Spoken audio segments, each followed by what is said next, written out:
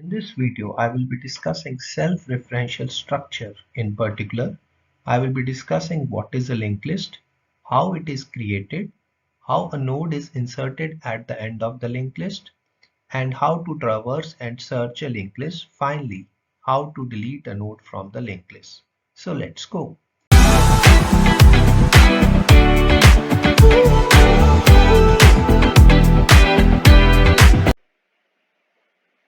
Hello everyone. Let's start with self-referential structure, and I will be discussing linked list in particular, how it is implemented in C++.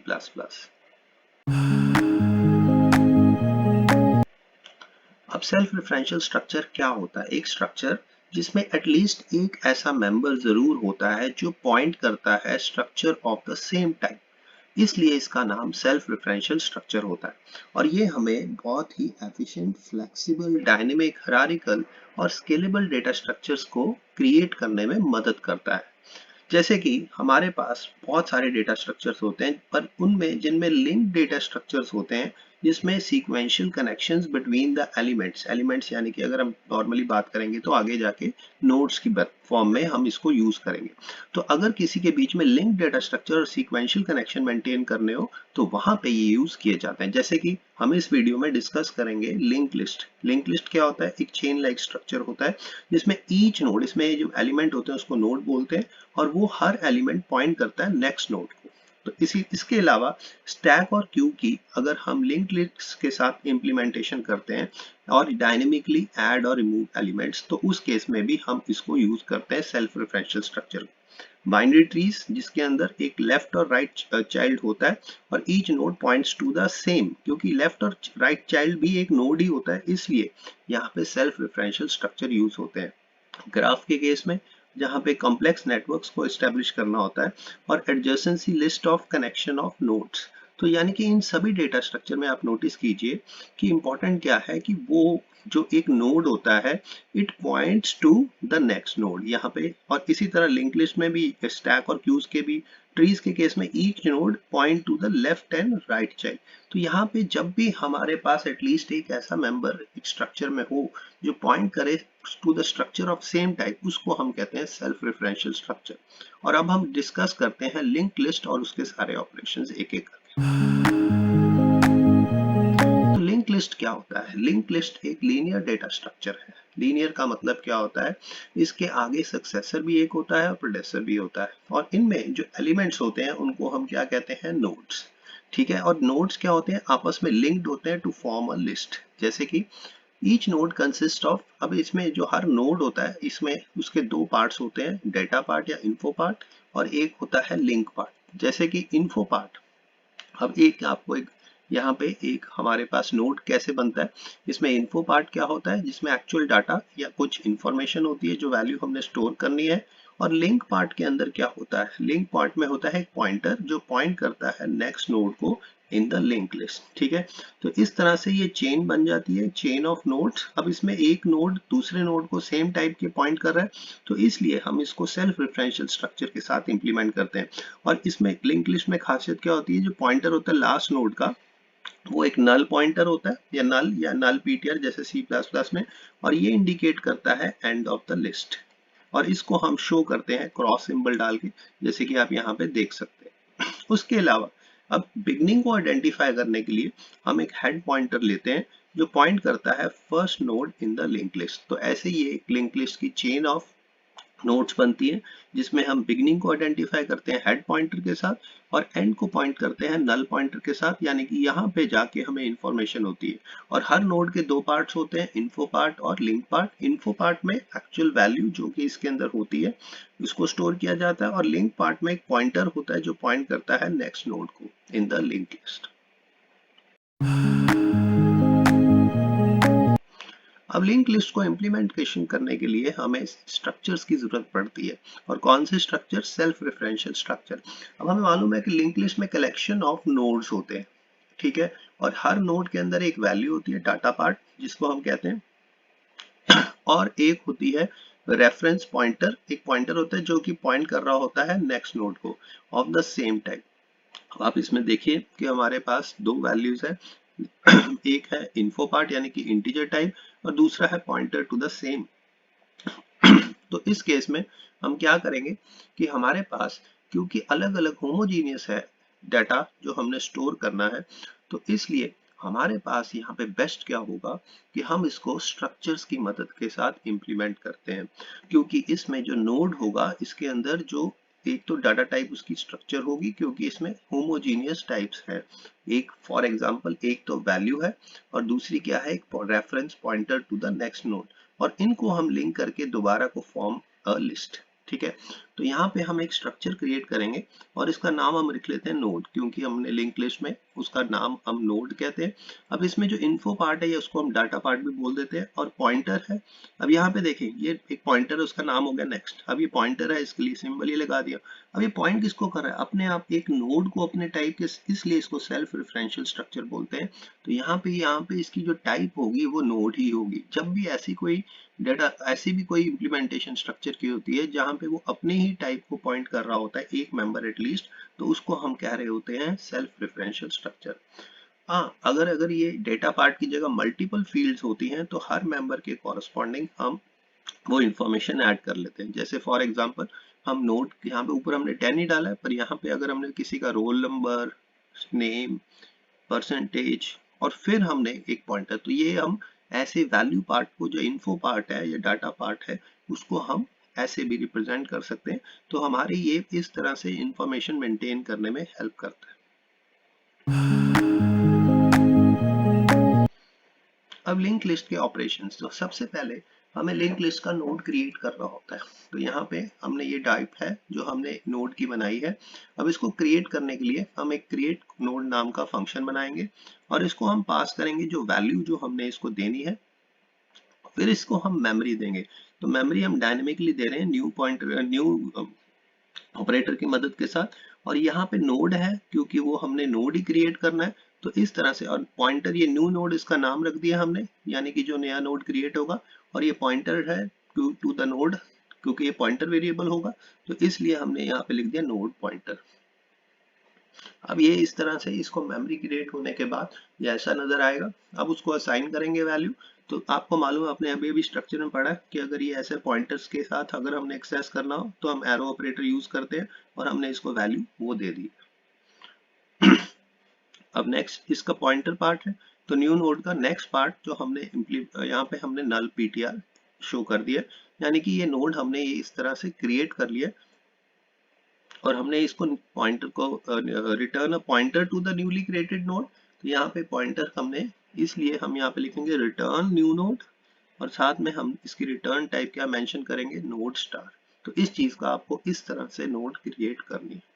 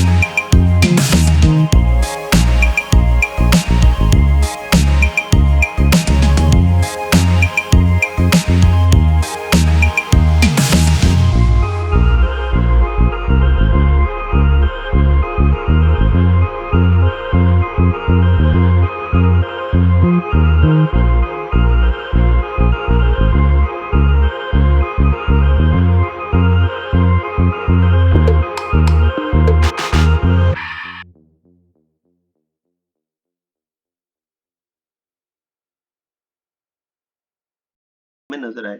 यहाँ पे ये important है कि ये हमने इसलिए लिखा है क्योंकि हमने यहाँ पे इंसर्शन के बाद कोई चेंजेस परफॉर्म करनी है इसके अंदर।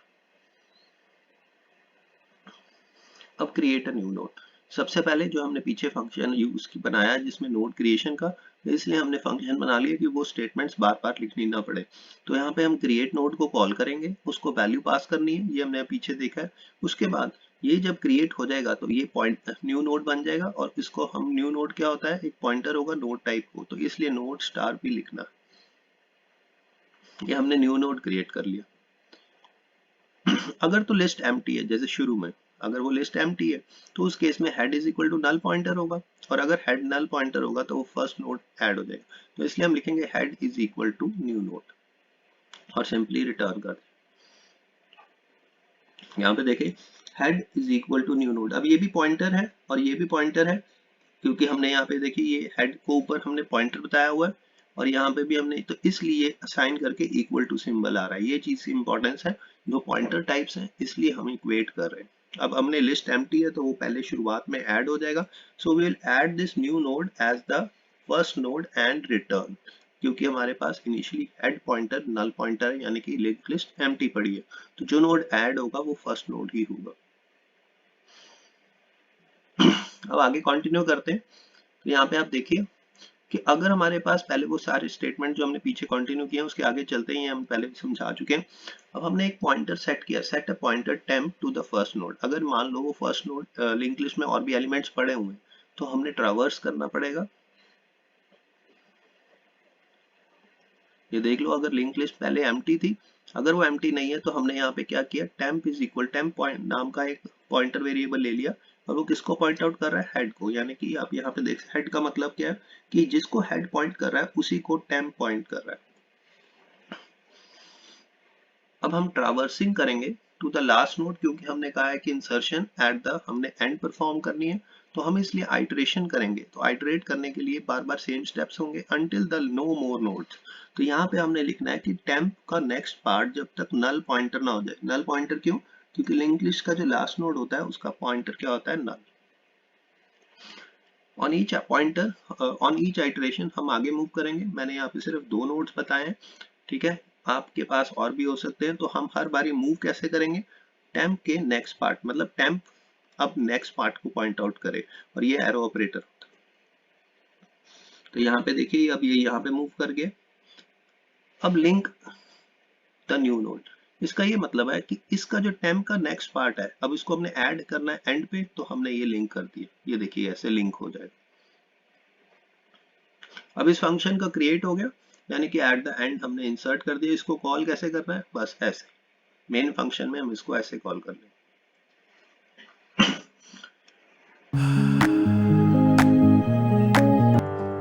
I don't ever slow up, no I don't take shit. I got no love for the fakeness. If you wanna play tough and wanna hate this, I'll always show up. I don't ever slow up, no I don't take shit. I got no love for the fakeness. If you wanna play tough and wanna hate this, I'll always show up and make a statement. I don't ever slow up, no I don't take shit. I got no love for the fakeness. If you wanna play tough and wanna hate this, I'll always show up and make a statement. Everything I do so instinctive and so passionate. Every word I move so descriptive like an adjective. I got a vendetta against people who patented being negative when you should be getting after it. I got facts over tracks, this and that. Spitting slow, spitting fast. I could roast, I could gas. Think I'm okay at last, but I don't know if that can erase all the past. And the pettiness, a reflection of the emptiness. Hilarious, you think you're worth my time, you're delirious. Mysterious, because you hide behind a fake exterior. Inferior, you know I'll always be a bit superior. Get off of me, this ain't no humble brag. I want you to hear words, you can say them back. I want you to feel free from the chains at last, and to believe in what you got, it was built to last, yeah. Now that I've been put through hell, I never got anyone's help.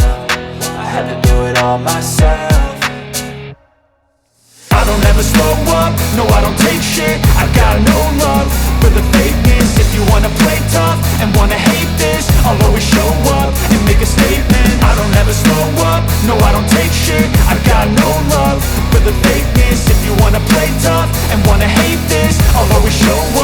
make a statement. Gonna learn the consequence of being incompetent. Mental health is confidence, dreams and some honestness. I'm not here to save the day, that's for you to take away. I could play a million mind games, but instead I say something not illogical, something that is topical. Rub it on and watch it go, make yourself. अब हम शुरू करते हैं traverse function, traversing the given link list. अगर हमने इसका मतलब क्या है कि हमने प्रिंट करना है जो उसके कंटेंट्स हैं ईच नोड के अंदर, यानी कि उसका डाटा पार्ट को प्रिंट करना है, तो इसलिए हम ट्रावर्स नाम का एक फंक्शन बनाएंगे। स्टार्ट करना हेड से, तो हम हेड इनपुट लेंगे, और क्योंकि no changes have to be performed, तो हम सिंपली यहाँ पे हेड बाय वैल्यू पास करेंगे, यानी कि हम इसमें एम्परसेंड सिंबल नहीं लगाएंगे। तो यहाँ पे हमने कोई वैल्यू तो इंसर्ट नहीं करनी, सिंपल अपने हेड से लेके एंड तक स्टार्ट करना है और एंड तक जाना है, तो इसलिए इनपुट में इसको हेड हमने यहाँ पे दे दिए और हमने इसको हेड पास कर दी। अब नो रिटर्न वैल्यू है तो इसलिए हमने वॉइड भी लिख दी। अब अगर तो लिस्ट एम्प्टी होगी तो हम सिंपल होंगे कि हेड की वैल्यू नल पॉइंटर के बराबर होगी, और उस केस में हम मैसेज दे देंगे लिस्ट इज एम्प्टी, और हम रिटर्न कर जाएंगे एंड रिटर्न। अब उसके बाद हम अगर अदरवाइज वो एम्प्टी नहीं है तो क्या करना है, तो हम फर्स्ट नोड से ट्रैवर्सिंग स्टार्ट करेंगे, तो हम टेम्प नाम का एक पॉइंटर वेरिएबल लेंगे और जिसकी वैल्यू हम इक्वेट कर देंगे हेड के बराबर। हम ट्रावर्स करेंगे जब तक हम लास्ट, और लास्ट नोड को कैसे आइडेंटिफाई करते हैं, नल पॉइंटर के साथ। अब जब तक टेम्प नल पॉइंटर नहीं हो जाता हम कैसे उसको प्रिंट करें, तो उसका टेम्प डॉट डाटा पार्ट, यानी कि sorry temp dot arrow operator जैसे आप नजर आ रहा है, क्योंकि एक स्ट्रक्चर के मेंबर को हम एक्सेस कर रहे हैं और इसी तरह हम नेक्स्ट को मूव करते जाएंगे, तो हर बारी ये जब आइटरेट करेगा तो हर बारी ये वैल्यूज को प्रिंट करता जाएगा। तो ये लिखा हुआ है traverse to the last node, ठीक है, by iterating through the link list until no more nodes। तो हम इसका मतलब है नो मोर नोड्स कब होंगी, जब हमारे पास नेक्स्ट पार्ट क्या होगा, नल पॉइंटर, और हर बारी हम प्रिंट कर देंगे जो उसकी वैल्यू है ऑन ईच आइटरेशन। तो यहाँ पे देखिए कि हम उसकी वैल्यू को प्रिंट कर रहे हैं और हर बारी नेक्स्ट पार्ट को मूव कर रहे हैं, और ये मूवमेंट तब तक होती रहेगी जब का टेम्प पार्ट नल पॉइंटर ना हो जाए, जो कि लास्ट नोड होता है उसका जो लिंक पार्ट होता है वो नल पॉइंटर होता है। और एंड में हम एक मैसेज, ताकि लिंक लिस्ट थोड़ी सी नजर आए कि एंड में नल आ गया, तो ये हम ऐड कर सकते हैं, ये ऑप्शनल है। और इसको कॉल करने के लिए हम इसमें लिखेंगे मेन में ट्रावर्स हेड, तो इस तरह से ये मेन के अंदर कॉल हो जाए।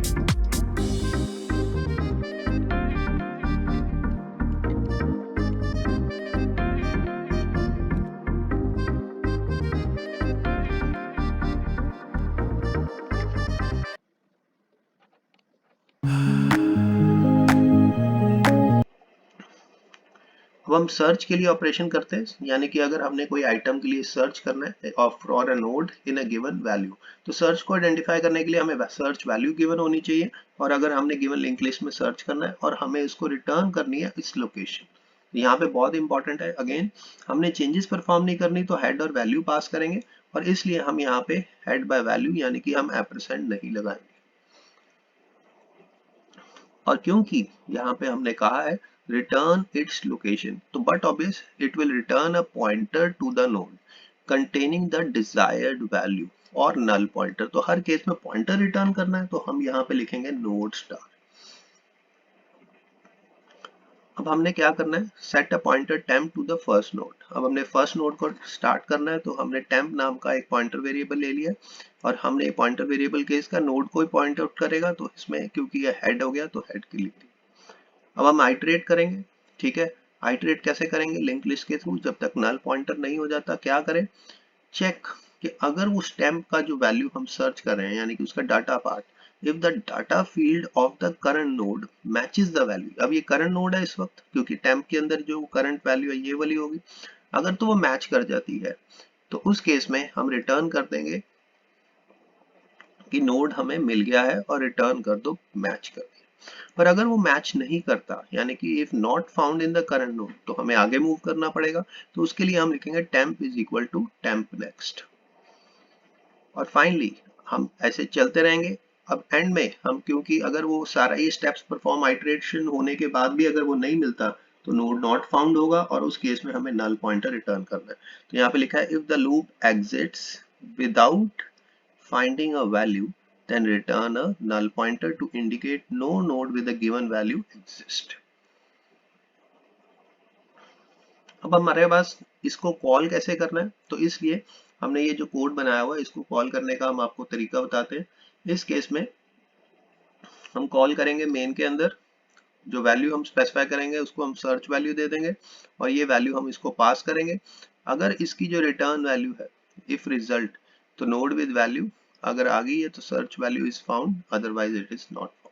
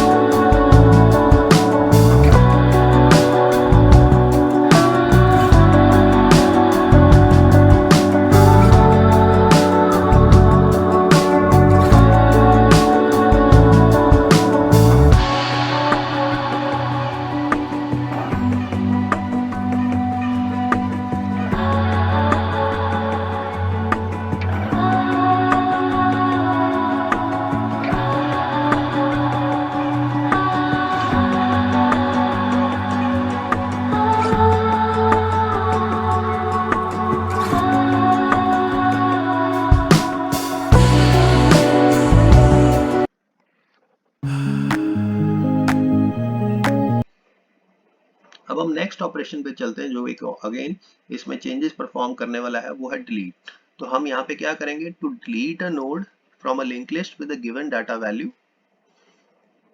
अब डिलीट नोड फंक्शन में हम अगेन हेड पास करेंगे और डाटा वैल्यू जो हमने डिलीट करनी है जिसको हम सर्च करेंगे और फिर डिलीट करेंगे। तो इसलिए क्योंकि इसमें चेंजेस परफॉर्म होनी है तो हम हेड बाय रेफरेंस पास करेंगे, तो हमें हेड के साथ एप्रेसेंट लगाना पड़ेगा। और क्योंकि इसकी कोई भी रिटर्न वैल्यू नहीं होगी तो हम इसकी रिटर्न टाइप वॉइड लिखें। अब सबसे पहले हम चेक करेंगे लिस्ट जो हमारे पास गिवन लिंक लिस्ट है वो एम्प्टी तो नहीं है। तो एम्प्टी कब होती है, जब head is equal to null pointer. तो उस केस में हम मैसेज प्रिंट कर देंगे अगर ये ट्रू है कि लिस्ट तो खाली पड़ी है, तो लिस्ट इज एम्प्टी और रिटर्न कर देंगे। अदरवाइज हम एक सर्च ऑपरेशन जो हमने पीछे बनाया है सर्च फंक्शन, उसमें हम हेड और वैल्यू वो सर्च करेंगे, हमें वो नोड मिल जाएगा जिसको हमने सर्च किया है, और फिर हम अगर तो वो नहीं मिलता यानी कि टारगेट की वैल्यू नल पॉइंटर के बराबर है, तो हम लिख देंगे वो पर्टिकुलर वैल्यू नॉट फाउंड और रिटर्न कर दें। अब आगे चलते हैं। अब हमने पहले स्टेप में ऑलरेडी चेक कर चुके हैं, लिस्ट एम्प्टी वाला चेक किया था, फिर सर्च किया था और फिर हमने वो चेक किया था कि सर्च वैल्यू एग्जिस्ट और नॉट। अब आगे हम चलते हैं, handle the deletion of need node. इसका ये मतलब है कि वो वैल्यू एग्जिस्ट करती है, ठीक है। तो इसमें head is equal to target, update the head to the next node. अब यहाँ पे इंपॉर्टेंट क्या है कि हम हेड पॉइंटर को अपडेट करेंगे ताकि वो नेक्स्ट नोड को पॉइंट आउट कर सके। Delete the node and print the message that the given node is deleted and display the deleted node.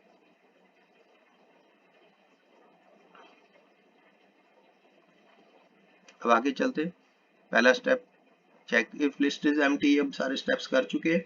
अब आगे search for the predecessor node. अब यही भी इंपॉर्टेंट है कि हमने पिछला वाला, यानी कि अगर क्योंकि हमने अपडेट करना है तो वाला केस तो हमने कर लिया हेड नोड वाला, तो अब हमने कोई भी नोड जो बीच में है उसको डिलीट करना है अगर वो टारगेट नोड है। तो उस केस में हम प्रेडेसेसर एक सेट करेंगे हेड पॉइंटर के साथ, जैसे कि आप देख सकते हैं यहाँ पे हमने हेड पॉइंटर हम आइटरेट करेंगे, यानी कि अब हमने प्रेडेसेसर का नेक्स्ट, ये इंपॉर्टेंट है, प्रेडेसेसर का नेक्स्ट अगर टारगेट के बराबर होगा, क्योंकि प्रेडेसेसर होता है पिछला नोड, तो उसका नेक्स्ट वाला टारगेट के बराबर होगा।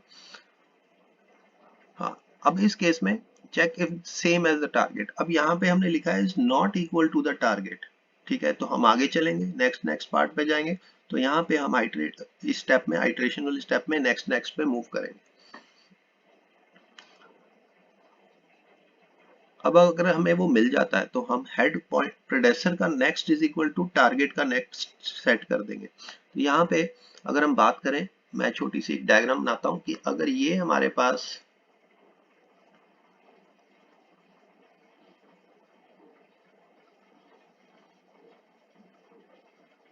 मान लो ये टारगेट वाला था, इसके अंदर हमने वैल्यू 40 डिलीट डाली हुई है, इसके अंदर 35 है, इसके अंदर 65 है, तो ये हो गया प्रेडेसेसर,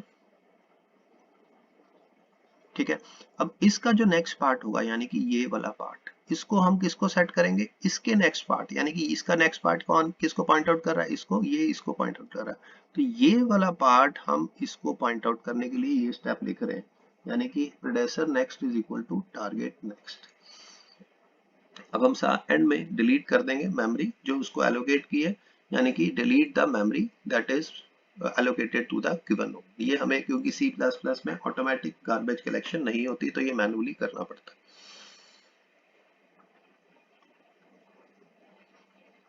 तो ये सारे स्टेप्स करने के बाद